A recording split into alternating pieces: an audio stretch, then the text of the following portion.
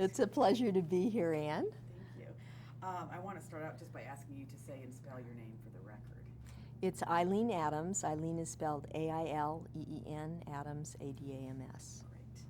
Great. Aileen, why or how did you first get involved in the crime victims movement? I actually first became involved, Ann, as a consumer advocate. I was a prosecutor in the city of Los Angeles, and the first cases I prosecuted in the consumer protection section of the Los Angeles City Attorney's Office were criminal prosecutions against nursing homes. As a result of those prosecutions and talking to literally hundreds and hundreds of victims who'd been abused in nursing homes, I drafted the first Nursing Home Patients' Bill of Rights and got that passed through the California legislature. So actually, I began with white-collar crime victims, with focusing on their needs and their need for new rights. Later, I joined the Rape Treatment Center as a volunteer. The Rape Treatment Center provides comprehensive services to sexual assault victims, and it was one of the first victim service programs in the state. I think they opened in the middle 70s. The first program was in 1973 in the protection of victims for the state of California. So they were one of the first. And I met my first violent crime victim at the Rape Treatment Center, a sexual assault victim who changed my life forever. She's the reason I'm sitting here today, actually. And it's amazing how one person can have that kind of impact on your life. Her name was Emma. She was a UCLA graduate student. She had taken a bus from downtown Los Angeles, where she worked, to her campus at UCLA. And the bus driver locked her on the bus. She was the last person on the bus. He locked the doors, came toward her in a very menacing way, and she went into a state of frozen fright or shock and was incapable of resisting his attack. Later, when he was finished attacking her, raping her, he let her off the bus, and she came and reported the crime to the Rape Treatment Center about a week or two later. Her case could not be prosecuted because, in the words of the district attorney, she had not, quote, resisted the crime. California law at the time required victim resistance. It was one of only 12 states that did. And the bus company refused to fire the bus driver because the DA couldn't prosecute the case. So to make a very long story short, we became her advocate. We took the victim resistance provision out of the California rape law. It was the first time a pro-victim law had really passed the Senate Criminal Justice Committee, which was very offender-oriented. The Democrats especially, and I'm a Democrat, so I guess I can say this, we had trouble getting pro-victim legislation through in those early years. This was now 1980. But I got a friend of mine actually to carry the bill who was a Democrat on the committee. He got the bill through, and that started sort of a wave of pro-victim legislation in the state. But it's because of Emma that I became passionately involved in the crime victims movement, and to this day, I am profoundly grateful to her. When you first got involved in victim services, and again, Aileen, talk about any time between the 70s and now, what was the field like? What were victim services like? And if you can, a little bit about the context of the era. Well, when I first got involved, I would have to describe it as a vast wasteland. There were virtually no victim services. California had a victim compensation program. We, I think, founded the first in about 1965. So there was victim compensation, but it was very bureaucratic and hard to come by. There were no victims' rights laws. And the profession, the people who worked in the profession, from police officers to prosecutors to social workers to judges, everybody in the profession lacked training on victims' issues. There were no victim sensitivity classes. Nobody had ever heard a victim impact statement. There was, I would have to say, a total lack of education. And that's what we confronted at the Rape Treatment Center. where we saw thousands of victims every year. So we were learning their stories, seeing how the system shut them out, literally. They were on the outside looking in most cases. And our mission at the Rape Treatment Center was to turn the system around, and we did it in every way you can imagine. We really had a holistic approach. We went to the chief of police and provided training in the police academy for the first time, bringing victims themselves into the academy, which was an important step forward. We went to television producers and got them to integrate victims' issues into their shows. For example, the first show to have a rape victim was actually Archie Bunker, Norman Lear, and he was very sensitized to the issue. And Edith, there was an attempted rape against Edith, which brought up a lot of the issues surrounding sexual assault. We went into the schools and provided lots of training, not only for teachers, but also for students. And we really worked to change the laws. What we learned from our victims, we translated into public policy. It was a holistic approach, and it really helped to change the system. And you've mentioned the Rape Treatment Center. Can you just tell us a little bit about Gail of Arvenal? Yes, Gail is a pioneer in our field. She has devoted her life to crime victims. She founded the Rape Treatment Center in the middle 70s. As I mentioned, it has provided comprehensive 24-hour treatment and legal counseling for victims since that time. It's one of the most comprehensive programs in the country. And they have a lot of specialized programs. For example, they have a whole campus rape program with literature to pass out to students and advertisements that they put in newspapers. They've had a huge national impact, as well as, of course, a local impact in Los Angeles. And again, it's the holistic approach, figuring out everything you can do for a victim to make the system better.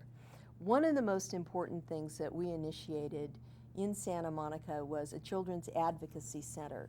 I think it was the third in the nation. The first one was founded in Huntsville, Alabama by Bud Kramer, who's now in Congress.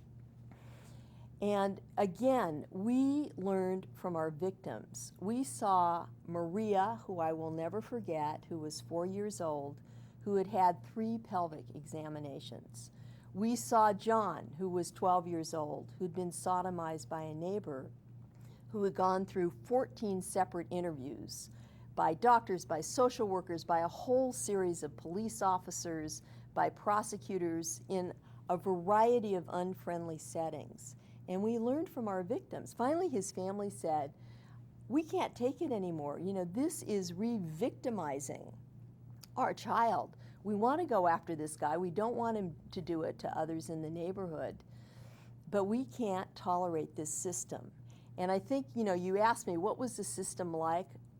More often than not, the system in those years, which are the 70s, 80s, into the 90s, somewhat, re-victimized victims. So what we tried to do was to look at the system through the eyes of our victims. We set up the first Children's Advocacy Center.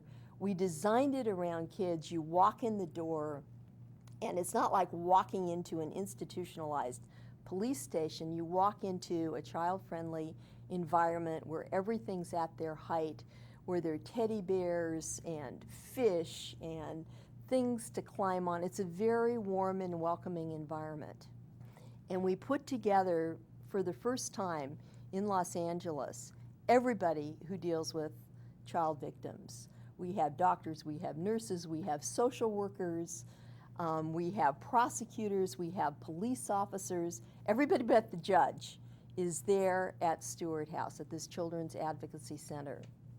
And we found that as a result of viewing the system through the eyes of kids, that we could create a system that was much more child-friendly and really enabled children to be more comfortable and to talk about what happened to them and to be interviewed once instead of 12 times. It's the kind of system we need everywhere in this country. I mean, then, as I said, there were 3 of us. Now there are over 300 children's advocacy centers. It makes sense, but that was one of our big challenges in those days. How do you get people who have never been trained to work together, like police officers and prosecutors, to become partners, to become part of a team that works together for the best interests of children? Nobody was trained to do that. We lost a lot of people in the initial 2 or 3 years because they were used to kind of the old mentality. The police didn't get along with the prosecutors, who didn't get along with the social workers. But finally we found people who appreciate what it meant to be partners, to work in partnership. And that center, I'm happy to say, has flourished ever since. But that was one of the obstacles, really training people to work in a new way, in a collaborative effort, instead of almost as enemies.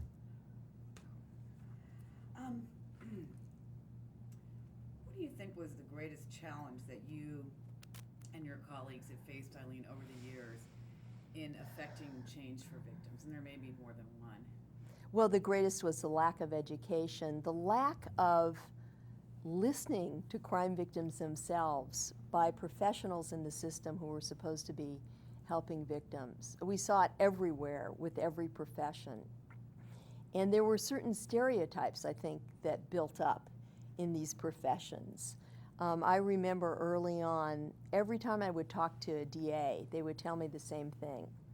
I don't want to talk to the victim. This is a one-on-one case, they would say. We can't prosecute a one-on-one case. And I would always say, well, most sexual assaults are a one-on-one case. You know, what do you expect? You've got to talk to the victim, listen to what he or she has to say, evaluate her credibility, evaluate what happened before and after. But that was a big hurdle to climb. Even getting them to open the door to listen to victims, to interact with them personally, was a huge hurdle initially. Have we crossed that hurdle totally successfully? No. This will be a hurdle we will always, I think, be trying to cross. But we're much better off than we were in those days. We're much, much better off. I mean, you go to any major police academy today, they have victims in there talking, giving victim impact statements. They have advocates from the field talking to the police officers.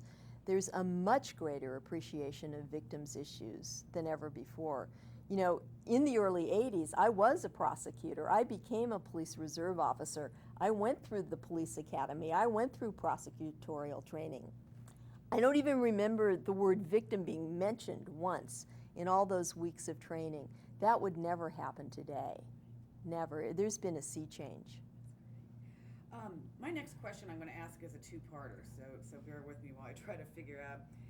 I want to ask you about the secrets and tactics and strategies that you've employed in your career that were successful, but I want you to divide it, if you will, into the before being OVC director and when you were OVC director. Excuse me, what were some of the things that really worked for you and for you? Well, there were a variety of things.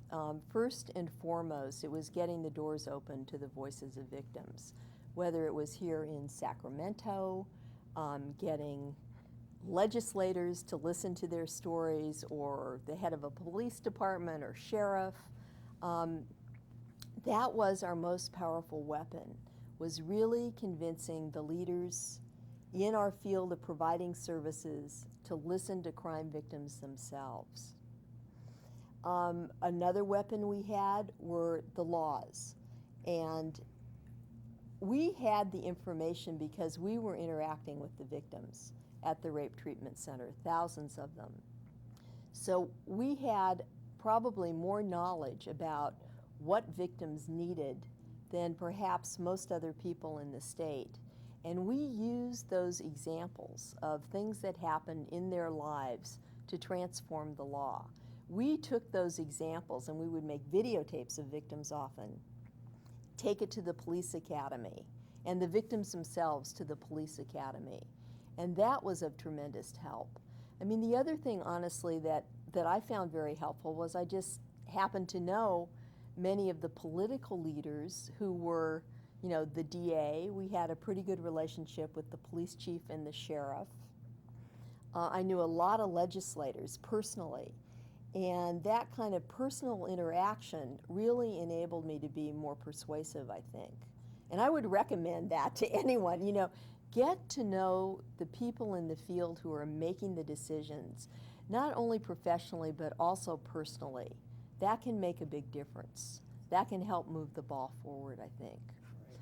We also used, one thing that was very powerful when we were setting up Stewart House was we had a film that had actually been done in Huntsville that presented the child abuse system through the eyes of a child. So you saw this little person, this 5-year-old boy, walking into a police station. You saw the fear on that child's face. And then you saw him walking into a children's advocacy center with a whole different demeanor.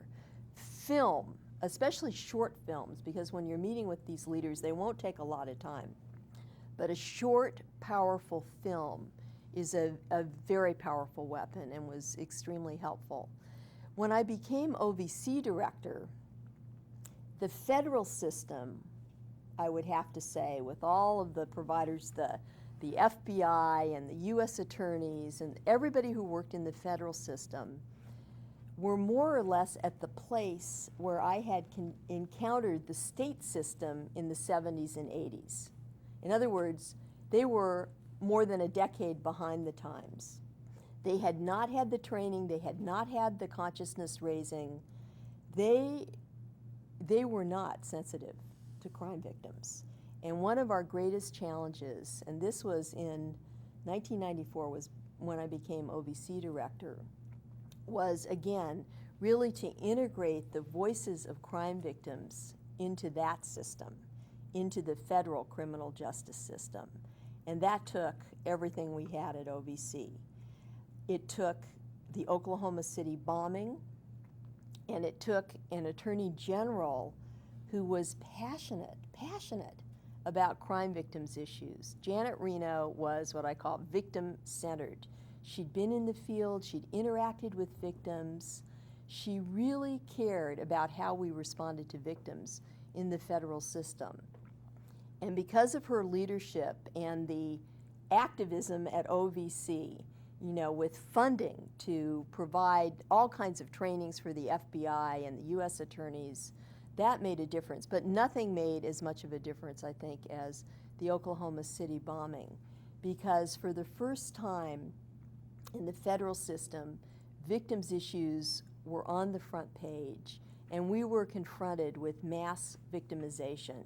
With almost 170 people killed and 20 kids orphaned and 200 kids, missing a parent, and 7,000 people in Oklahoma City without a place to go to work, a whole community and really a whole nation traumatized. There was the kind of focus on victims' issues in the federal system that we've never had before. And there was a coming together, not only of OVC, but the US attorneys and the FBI, to really work together to make the system a model, because the Attorney General demanded it. She wanted these victims to have the best out of all of us. And so we did things in response to that horrendous crime in the federal system that had never been done before. The US attorneys, for the first time, provided briefings to all the victims, to all of them, so that they would know the status of the investigation and later of the trial, what was going on at the trial. We coordinated victim transportation to the trial, which took place in Denver, not in Oklahoma City. We provided safe havens. We provided a telephonic link and a video link so that victims could see in Oklahoma City the trial that was taking place in Denver. Every service that we could provide, we did. And I think we helped to establish a model for the federal system, but we also helped to establish in the mind of everyone who worked in the federal system a high standard for the treatment of crime victims. Which sidebar, but today still stands as such tribute to OVC, and there was just a vision that was there about how to deal with that. And I'm close with a number of those victims, and they still just speak with reverence about your staff. And the victims themselves were magnificent and really helped us through the process. They are forever and always our most important guide, in all of the work, whatever our capacity that we do for crime victims. And if you really listen to them, you cannot go wrong. And that's what we did. That's, why I was so excited to become the director of the Office for Victims of Crime, because I viewed it as an opportunity to open the doors of the Justice Department to crime victims and let in their voices. And we did that more than ever before, I think. The Victims' Right Amendment, there was a huge battle within the Justice Department. And I will never forget, because we were the point people on the constitutional amendment for victims' rights. We had to brief why we thought it was important. We were the people, along with Bonnie Campbell in the Violence Against Women's Office, who stood up within the Justice Department for that constitutional amendment. And I will never forget the day when the Attorney General convened every top person in the Justice Department. There were 50 of us seated around the table, and Bonnie and I were seated together sort of at the opposite end of the Attorney General. And she went around the room and she said, I want to hear what all of my top advisors think of a constitutional amendment on victims' rights, putting in our Constitution the right to be informed, present, and heard. And they went around the room and they got to Bonnie and me, and nobody had spoken for it. Everybody had spoken against it. Later, John Schmidt, who was the Associate Attorney General, also supported it. 25 people before they got to us. And we were impassioned in a way that none of them could be, because none of the others had come from the field. None of the others had directly interacted with victims. Both Bonnie and I had spent, decades listening to these stories and knowing how they were discriminated against. And even if your state had a Bill of Rights, which many states did, most did at that time, many were ignored. We've seen that in studies. We know it from interacting with victims personally. And to be able to sit there across from the Attorney General and to go through a lifetime of experience with crime victims and how laws were inconsistent and were unenforced, and give specific examples, nobody else could do that. And at the time, we didn't know, which way she would go. She was listening to every voice in that room. But what I realize now was there was only one vote in that room that mattered. It was hers. And even though there were only a handful of us advocating passionately, strongly for the Victims' Rights Amendment, she was the final vote, and she sided with us in spades. And of course, then both the president and the vice president sided with us as well. So that was, that was a huge step forward. You asked before about tactics. Again, when you really want something, you have to go after it in every imaginable way. And so I went outside of the Justice Department. I talked to other members of the cabinet. I talked to, advisors of the president who I thought would be on our side, who cared about victims' issues. And, that kind of information, getting to him in a lot of different ways, plus his own experience as an attorney general in Arkansas, really made a difference. And I think that, his statement in April, I guess this was of '96, when he opened it up and he said, victims need to be at the center of the criminal justice system, not on the outside looking in, just showed me, how well he understood, because that's where we'd been for so long, and now we were being put at the center.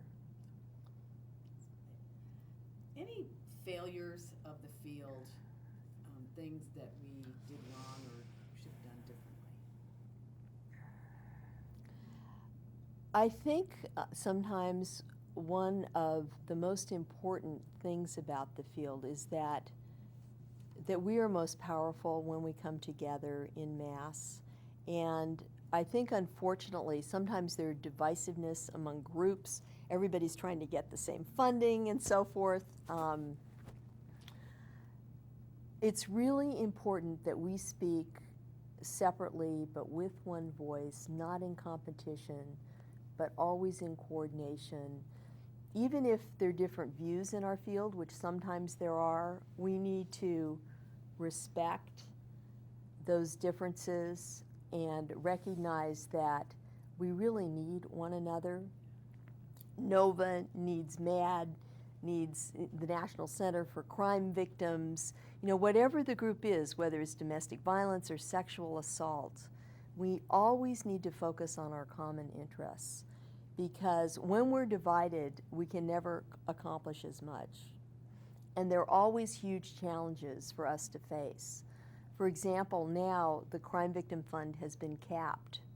That was one of my greatest successes, by the way, at the Office for Victims of Crime, I think. And I had some real knockdown, drag-out fights with the Attorney General on this issue. I just felt passionately that that fund should not be capped, that you shouldn't put an upper limit on it.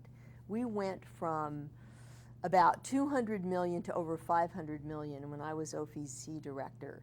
But still, there was not a domestic violence shelter in every community. Most disabled crime victims had nowhere to go. There were very few places that women and men of different cultures could go to have comprehensive care and treatment. We were missing so much, and to cap a fund when the need is so great and has not been fulfilled, to me, is a big mistake. And that's a continuing fight, because now that fund is capped, I think, at about $550 million. We need to take the cap off. We need to take the cap off and recognize that even today, with all of our strides, with all of our rights, with all of the great services that are out there, we are still only providing treatment for a small percentage of the crime victims in this country. And that has to change.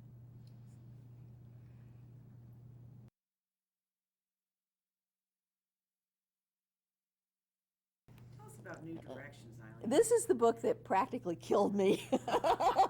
New Directions from the Field, Victims' Rights and Services for the 21st Century. Lois Harrington, the first OVC director in many ways, although she didn't exactly have that title back then, in '82, had given the crime victims field one of its greatest gifts. And that was a presidential task force report that documented what was wrong with the criminal justice system. And at that point, virtually everything was wrong. And they came up with many recommendations for changes, including establishing a crime victims fund, which has funded our field from '82 until today. A revolutionary change, incredibly important. And what I wanted to do before I left OVC was to provide an update to that report, because we'd come so far in those more than 20 years. We had done so much, but we still had so much farther to go. So what we did, and this took months and months of work, Chris Edmonds was very involved in this. I remember, every night for 6 months, Chris and I would be at OVC helping to write this tome, which includes in it the statements of over 1,000 people. We had public hearings across the country. Over 1,000 people from our field contributed to those public hearings. There are over 250 recommendations. But what we focus on primarily is not only what's wrong with the field, what we're missing, but what was right with the field. We had people who were doing great things across this country, and we wanted to capture that. We wanted to capture it in one place so that any victim service provider anywhere in the country could pick up this book. And if they had a question as a police officer, how can I provide better services, they could open this book and find out what was being done in other places that made a difference to crime victims that were, quote, promising practices.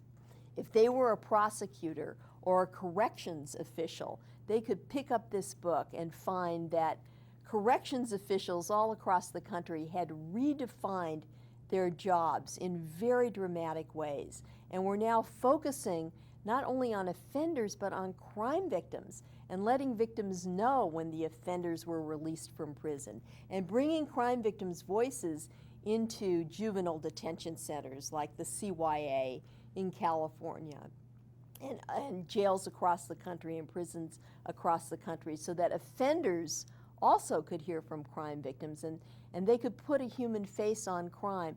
People in our field had redefined the way they were doing things. Children's advocacy centers, you know, not just having one person and then another approach a crime victim, but approaching them and providing services as a team. This was a huge step forward. We wanted to capture all of these promising practices in one place. And that's what New Directions provides. It provides, I think, the best in our field.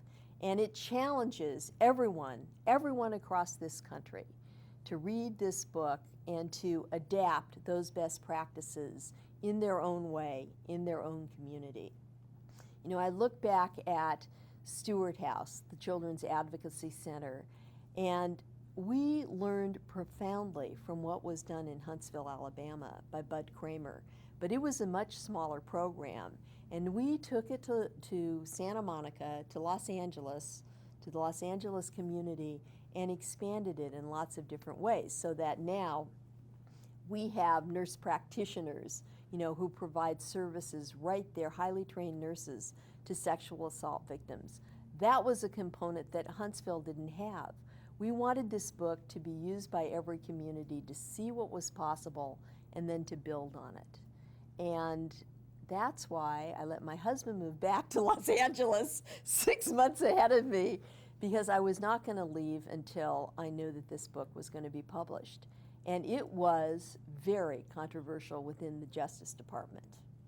Remember, this is a Justice Department that, yes, had had some training over 3 years, yes, was much more victim sensitive, but wasn't quite ready for a book that advocated for the constitutional amendment and talked about all these great programs. They weren't quite ready for that. So there was an internal battle, and again, working with Janet Reno, working with the Attorney General, we got her blessing on this document, which is presented to the field by the field. And hopefully, you know, it's still a document that people are emulating and learning from. I know I am, and I know it gets I am too. I reread it last night, and you know, yeah, and it's great because it just reminds you of so much. You know, do you know it's being utilized for all of the university courses around the country on victimology? I mean, Well, that's great to hear. I mean, that really just really exciting. warms my heart. Yeah. You know, I think that for all of us, you know, who have been in this field, who are old buffaloes, who've been in the field for decades, just as our lives were changed dramatically in ways by 1 or 2 or 3 crime victims who never know how they have impacted us, hopefully our work is impacting people, you know, and it just warms my heart for you to say that this is being used around the country, because it means that those 6 months away from my husband and my family, you know, were really worth it. Tell them we appreciated Yeah. it. But I think the other thing about crime victims, and you know, you've interacted with so many, you I'm sure feel this too, is that those interactions change your life forever, and they change your view of the world. And now that I'm a cabinet official in California, working on many issues along with crime victims issues, I've really internalized that, because the model that we built for children's advocacy centers, that partnership model, that a way of approaching a problem, looking through the eyes of your customer and approaching it together, bringing everyone together, is the model that I use now in state government for everything we do. When we build a building, I have all construction in the state of California under maybe billions of dollars worth. We don't have one department alone build that building. We bring in all the environmental departments, all the health departments, the Air Resources Board. We have 40 different departments working together to help make sure that that building is not only architecturally attractive and cost effective, but also healthy and energy efficient. And it was that partnership model that was so successful in the victims movement that I have taken and applied everywhere in California state government. And it works. It works in every area. It's the new way of doing things. And I learned that from the victims movement. I also learned, you know, and there are victims who I think about all the time. You know, you may have that as well. Cheryl Bess, you know, I will never forget Cheryl Bess, who was raped at an early age. You know, I think she was 12 years old. She was kidnapped off the street in front of her school, taken by the school janitor to the desert, where he not only sexually assaulted her, he threw acid on her and left her to die. So her face has almost completely disintegrated. She's blind. She has no hands. Her arms are badly burned. And yet, she decided in the desert, my mom cannot stand it if I die. I am going to survive. And she not only survived, but she became a powerful victim advocate. At one point, she had her own radio show. We brought her to the White House. She won a Victim Service Award. And you can, when you are in her presence and you hear her speak, you recognize that no matter what happens to you in life, no matter how awful it can be, and God knows with 9/11 and, you know, so much that has happened in our country, that with the right attitude, you can overcome anything. And that is, to me, the great gift of the victims movement, that there are so many, I mean, you see them every day. I don't mean to get emotional here, but it is emotional. You see people who have lost their loved ones to drunk drivers or been sexually assaulted. And every day you see these people, you know, take the worst moment in their life and become advocates, take their agony and become activists and change the world for others. And that is very, very powerful. The other person who just had such a profound impact on me was a father in East Los Angeles. And he came up to me one day after I'd given a speech and told the story of how he'd lost his son to gang violence. And he said, you know, my son was everything to me. He was a perfect kid. He got straight A's. I studied with him every night. We would read books together. After school, he would come home. He was the star athlete at the school. He was great in every way. He said to me, though, I forgot about one thing. I forgot about all the other kids. And that was like one of those remarks in life that just always stays with you, that touches your soul. And I think that, you know, as advocates, as crime victim advocates, we really have to be careful to remember about all the other kids. That while we're advocating for victims' rights and while we're providing services to crime victims, we have to make sure that the kids in our society who can be abused at home, who can be left out on the street, you know, who can join gangs and go in the wrong direction, we have to make sure as part of our mission that the opportunities are there for those kids. And, you know, between Cheryl Bess and this wonderful father, I mean, both of them have really impacted my philosophy of life in very major ways. And I am very grateful to both of them. Maybe we should, yeah. Oh.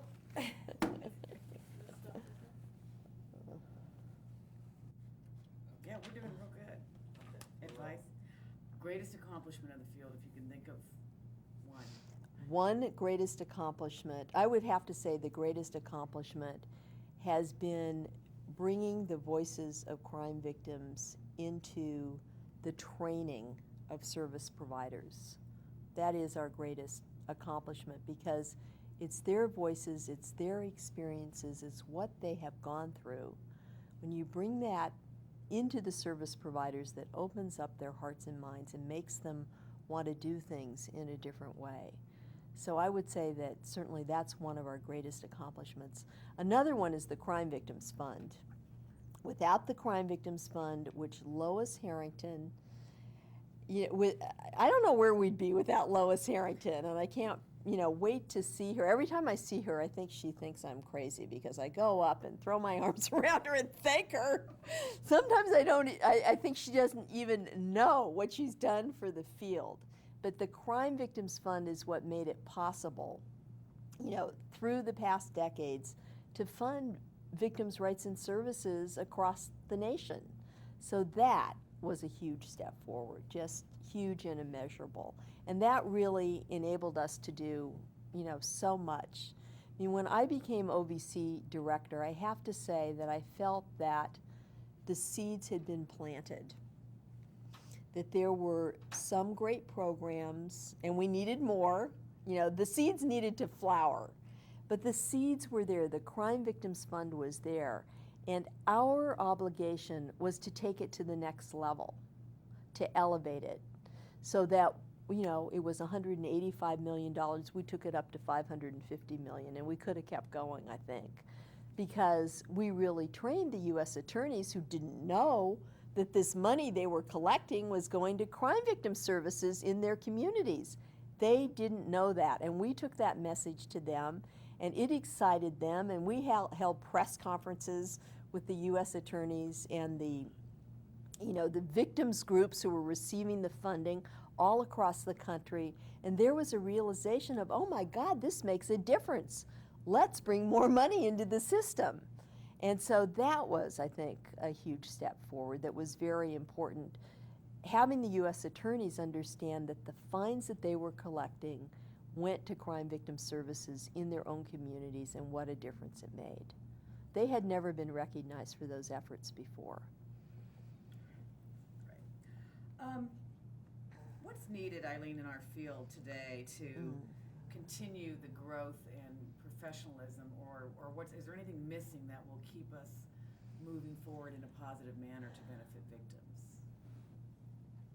We always need more funding, and we always need to remember that you can look at the victim compensation programs across the country, for example. In California, we've increased our outreach to victims, and we've gone from reaching maybe 3% to maybe 7%, which is huge. We've doubled, tripled the number of victims we're reaching. But we're not reaching most victims, and that's true of most programs across the country. And they're particularly underserved victims. There are domestic violence shelters in many places. Some don't have them. But for a victim who is blind or disabled or who speaks a different language, where do they go? And what a difference it makes when those victims have a place to go.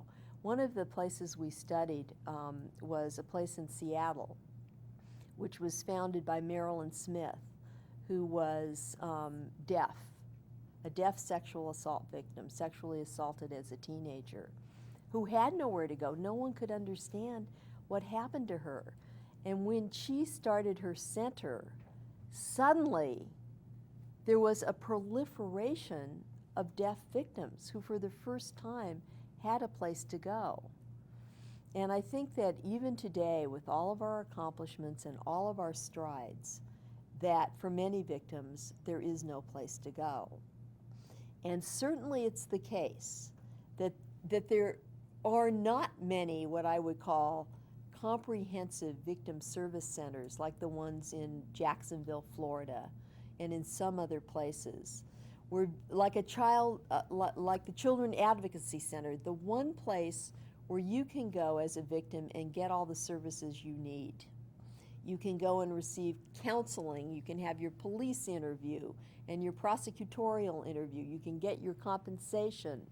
We still today have not reached that ideal, which some communities have, but the vast majority don't, of one place where a victim can go to receive victim-oriented services, all of them in one location.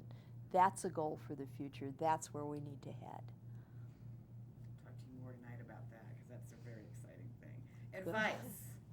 What advice can you give to professionals and volunteers who have more recently joined our field? And that's one of the purposes of oral history, is that people sort of understand the big picture. What advice would you give some of the newbies? Well, the best advice, which has been true for all of us, is to really listen to crime victims, because what they tell you is probably, in most cases, not only their experience, but it's happened to many, many others like them.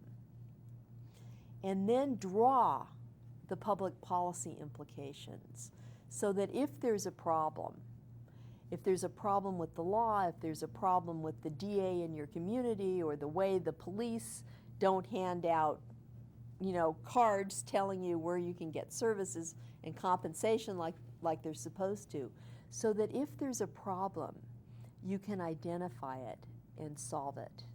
And very often that victim will become your ally in solving whatever the problem is. And very often that victim will make the system better for others, and making the system better for others will be part of that victim's healing process. That's what we've found time and time again. But I think that, we should never just think that what we're hearing from one victim doesn't apply to others and doesn't have public policy implications. We need to listen for those problems. We need to listen to what's wrong with our system. And when we hear it, we need to go out and correct it with all of our might.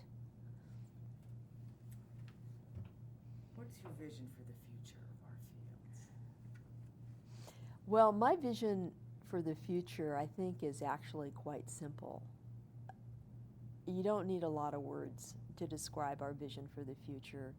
What we need are consistent, comprehensive, and compassionate services and rights, fundamental rights, for every crime victim. That's it. That's what we need. How about And we've come a long way. We've come a long way, but we have a long way to go to reach that goal.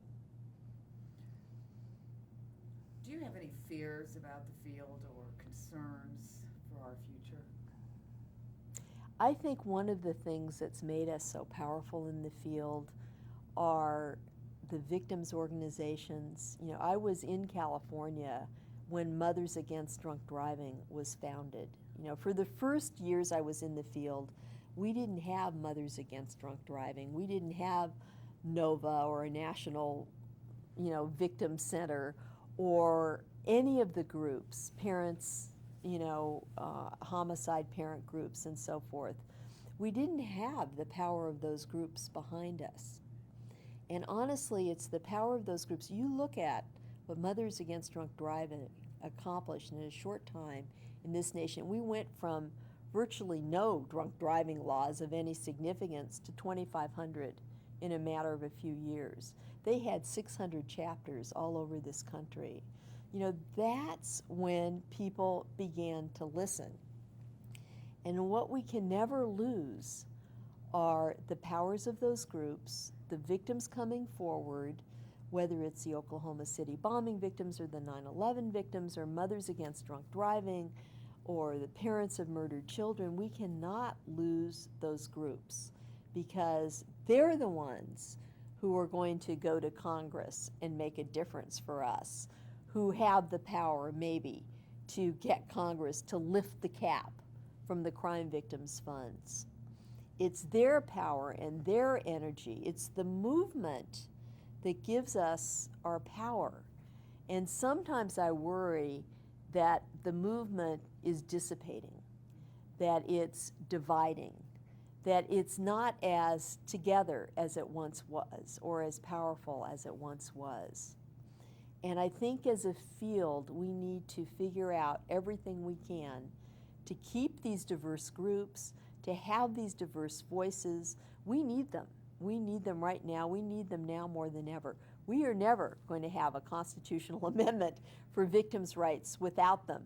We are never going to lift the cap from the Crime Victims Fund without them. We will never be what we can be without the diversity and the strengths of these groups.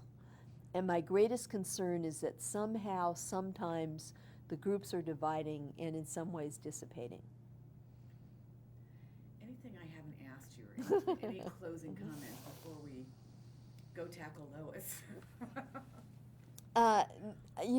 I think in closing, I would just say that I think for all of us, and I have, of course, have many friends in the crime victims field, that we have learned so much more than we have contributed, that what we've learned from crime victims are empowering to us as people. I described how what I've learned from the crime victims field, the partnerships that you can create, the culture change that's needed.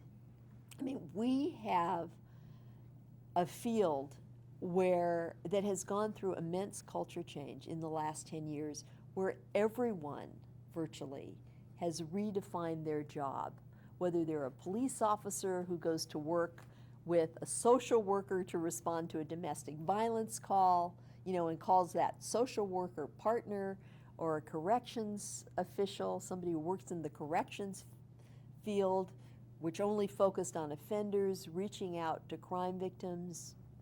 We have had, in every way, an immense culture change. And I've seen how hard that is and how persistent you have to be, to make that kind of change happen. But I've also seen how possible it is. And I think that gives me courage as I work in other areas and see, people who need to go through a culture change in their own area. I've seen that it's possible to do. And it's possible to do in a relatively short period of time if you focus on your customer, if you focus on victim or whoever your customer is first, if you see the system through their eyes, and then if you bring together, if you partner with everyone who can make a difference in that customer's life, if you bring them together, you can come up with the right solution. And so that has been a very powerful lesson for me from the crime victims field.